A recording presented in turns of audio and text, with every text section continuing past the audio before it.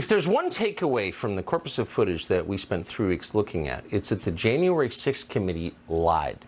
Its members are liars. And as the result of those lies, core civil liberties in this country were eroded. People went to prison. They're in prison as of right now, unjustly. So those lies had consequences. So you have to ask yourself, whatever happened to the members of the January 6th committee? These liars who hurt people and the country. Well, let's see. Adam Schiff is running for Senate. Adam Kinzinger got a job at CNN. Liz Cheney somehow wound up a professor at the University of Virginia, the august University of Virginia. They're all still there. Benny Thompson, ooh, listen to his wisdom, but they're liars. And above all, this video proves it. Here's another installment. One of the enduring mysteries of January 6th is the role that intelligence and law enforcement agencies played in the events of that day. We know there was some number of undercover federal agents in the crowd at the Capitol. Officials have since admitted that under oath. But what exactly were they doing there? The January 6th committee worked hard to hide the answer to that question. We do know from contemporaneous videotape that a mysterious figure called Ray Epps encouraged the crowd to go into the Capitol. For some reason, Epps has never been indicted for that. But there's no question he did it. We need to go into the Capitol! Under public pressure, the January 6th committee finally interviewed Ray Epps. Epps told the committee that he never entered the Capitol and therefore never committed a crime.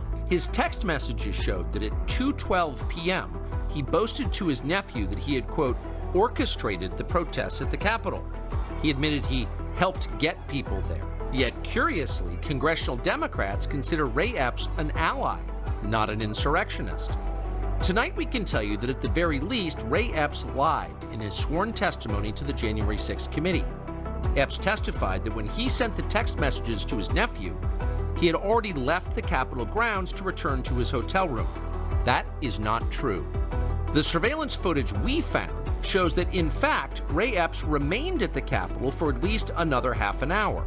You're seeing that on your screen now. What was Epps doing there? We can't say, but we do know that he lied to investigators. The January 6th committee likely knew this too. Democrats had access to the same tape, yet they defended Ray Epps. No honest investigation would do that. But the point of the January 6th committee was never to investigate anything. The point was to stage a made-for-TV show trial. From the opening moments, the tone of the hearings was almost comically overheated and polemical.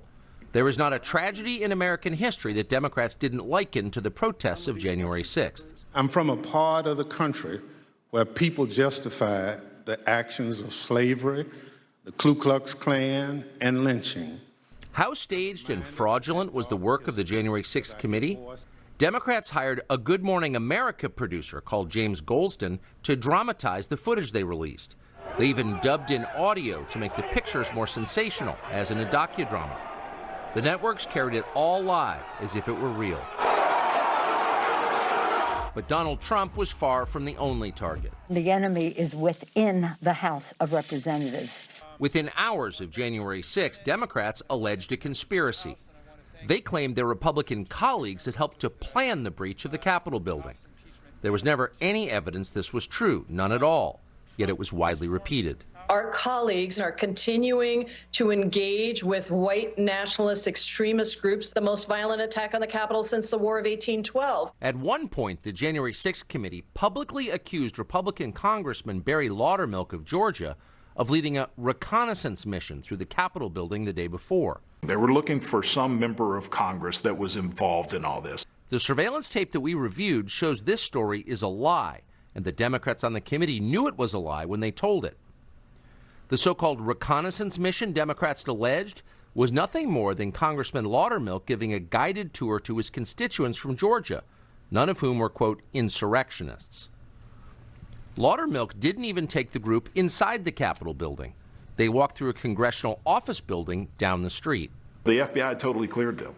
The committee knew this before they actually made their accusations against me. They wanted to create this story that would, fit where they wanted the evidence to lead. Despite the video evidence they possessed proving it wasn't true, the committee included the lie in its final report.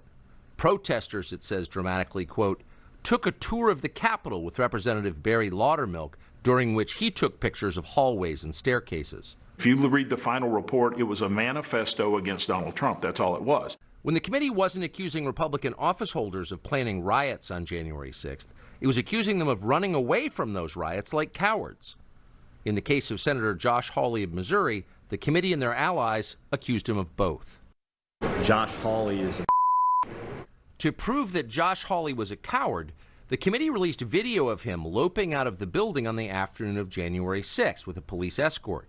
The tape became a staple on social media.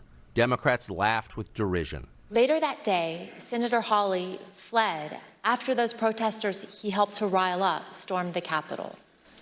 See for yourself.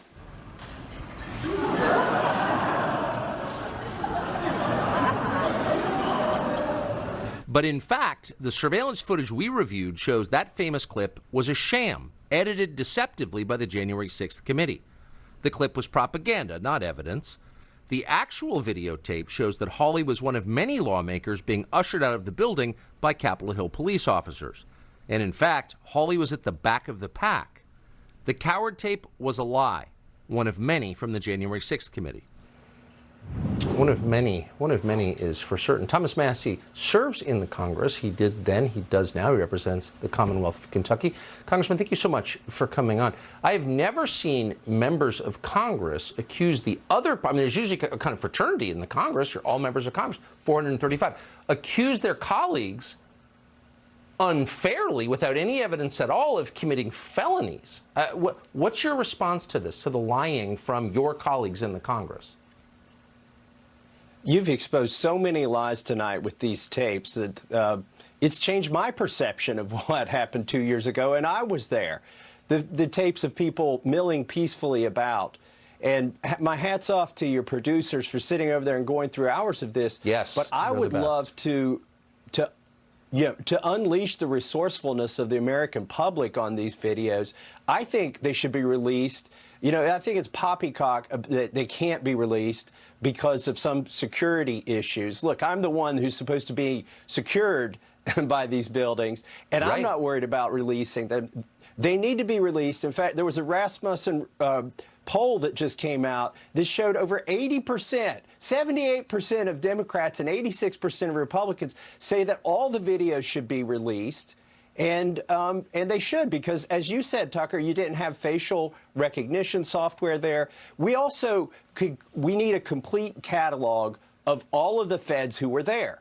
Tell us who they were. Let's watch the videos and let's see what they did, because there's some really strange behavior on those videos of people behind the police lines in plain clothes, like touching them on the shoulder, talking in their ear, walking around boundaries as if they weren't even there. It's very odd. I'm the one who asked Merrick Garland. I showed him the tape of Ray Epps. The Democrats didn't like it. I had to show it on an iPad for Merrick Garland to watch it, and then he refused to say how many feds were there. But that was also in the Rasmussen poll. 57% of Democrats think that it's at least somewhat likely that feds, agents of the federal government, were not just there, but were also encouraging people to riot or go into the Capitol. It's very clear from the footage that our producers bravely slogged through for 3 weeks, and God bless them for doing it, that's exactly right, that federal agents encouraged the violence that day. We're just a TV show, and we can't show people without proof of who they really were. But I agree with your assessment completely. That obviously happened. Congressman Thomas Massie of Kentucky, thank you so much for coming on.